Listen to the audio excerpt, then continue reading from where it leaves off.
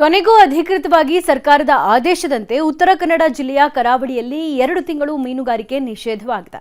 ಮೀನುಗಾರಿಕೆ ಕಲರವ ಇಲ್ಲದೆ ಬಂದರುಗಳು ಬಿಕೋ ಅಂತಿವೆ.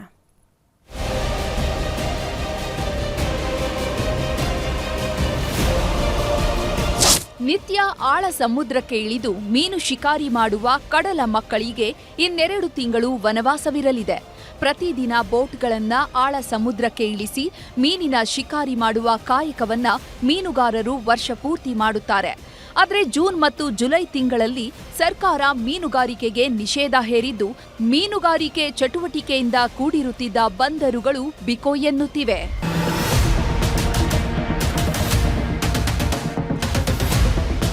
ಉತ್ತರ ಕನ್ನಡ ಜಿಲ್ಲೆಯ ಕರಾವಳಿಯ ಜನರಿಗೆ ಮೀನುಗಾರಿಕೆಯೇ ಬದುಕು.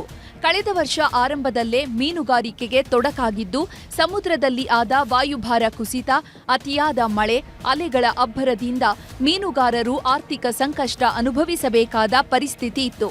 ಮೀನುಗಳಿಂದಲೇ ಜೀವನ ನಡೆಸ್ತಾ ಇದ್ದ ಮೀನುಗಾರರು ಇನ್ನೆರಡು ತಿಂಗಳು ಕೆಲಸ ಇಲ್ಲದೆ ಕೈಕಟ್ಟಿ ಕೂರಬೇಕಾಗಿದೆ. ಯಾಕಂದ್ರೆ ಜೂನ್ ಮತ್ತು ಜುಲೈ ತಿಂಗಳಲ್ಲಿ ಮಳೆಗಾಲದ ವೇಳೆ ಮೀನು ಮೊಟ್ಟೆ ಇಟ್ಟು ಸಂತತಿ ವೃದ್ಧಿ ಮಾಡುವ ಸಮಯ ಆಗಿರೋದ್ರಿಂದ ಜೂನ್ ಮತ್ತು ಜುಲೈನಲ್ಲಿ ಮೀನುಗಾರಿಕೆ ಮೇಲೆ ಸರ್ಕಾರ ನಿಷೇಧ ಹೇರಿದೆ.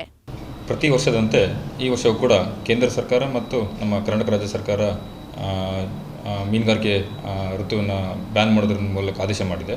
ಅದರಂತೆ ಜೂನ್ 1 ಜುಲೈ 31 ಅಂದರೆ 61 ದಿನಗಳ ಕಾಲ ಮೀನುಗಾರಿಕೆ ನಿಷೇಧವನ್ನು ಈಗಾಗಲೇ ಆದೇಶ ಮಾಡಲಾಗಿದೆ. ಈ ಆದೇಶದಲ್ಲಿ ಪ್ರಕಾರ ಎಲ್ಲ ಯಾಂತ್ರಿಕೃತ ದೋಣಿ ಮತ್ತು ಮೋಟಾರ್ಯುಕ್ತ ದೋಣಿಗಳಿಗೆ ನಿಷೇಧವನ್ನು ಹೇರಲಾಗಿದೆ. ಕೇವಲ 10 HP ಒಳಗಿನ ದೋಣಿಗಳಿಗೆ ಮಾತ್ರ ಮೀನುಗಾರಿಕೆಗೆ ಅವಕಾಶ ನೀಡಲಾಗಿದೆ.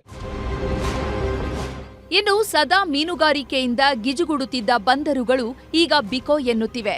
ಈ ಫ್ರೀ ಟೈಮ್ನಲ್ಲೇ ಮೀನುಗಾರರ ಬೋಟ್ಗಳ ದುರಸ್ತಿ ಕಾರ್ಯ, ಬಲೆಗಳನ್ನ ಸರಿಪಡಿಸಿಕೊಳ್ಳುವ ಕೆಲಸಗಳು ಜೋರಾಗಿ ಸಾಗಿವೆ. ಸರ್ಕಾರದ ಆದೇಶ ಪ್ರಕಾರ ಏನಿದೆ, ಜೂನ್ 1ರಿಂದ ಮೀನುಗಾರಿಕೆ ಆಳ ಸಮುದ್ರ ಎಲ್ಲ ಬಂದ್ ಮಾಡಿದ್ದಾರೆ. ನಾವೀಗ ಇವತ್ತಿಂದೆಲ್ಲ ಬಂದ್ ಮಾಡಿ ಬಲೆ ಎಲ್ಲ ತೆಗೆದು ಬಲೆ ಈಗ ತೊಳೆದು ಎಲ್ಲ ಮತ್ತೆ ಈಗ ಕಟ್ಟಿಡುವಂತ ವ್ಯವಸ್ಥೆ ಮಾಡ್ತಾ ಇದ್ದೀವಿ. ಈಗ 3 ತಿಂಗಳ ಕಾದ್ ನೋಡಬೇಕು. ಮತ್ತೆ ಕಾದ್ಕೊಂಡು ಇವಾಗ ಮುಂದಿನ ಆಗಸ್ಟ್ 1ನೇ ತಾರೀಕಿಗೆ ಅಥವಾ 10ನೇ ತಾರೀಕಿಗೆ ಏನು ಆದೇಶ ಪ್ರಕಾರ ಇದೆ ಸರ್ಕಾರ, ಅದೇ ರೀತಿ ನಾವು ಸ್ಟಾರ್ಟ್ ಮಾಡಬೇಕು.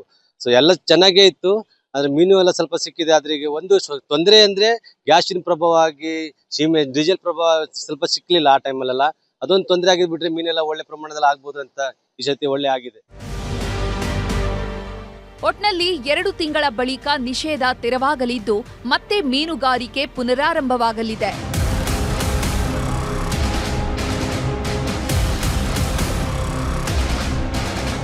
ದರ್ಶನ್ ನಾಯ್ಕ್, ನ್ಯೂಸ್ 18 ಕಾರವಾರ.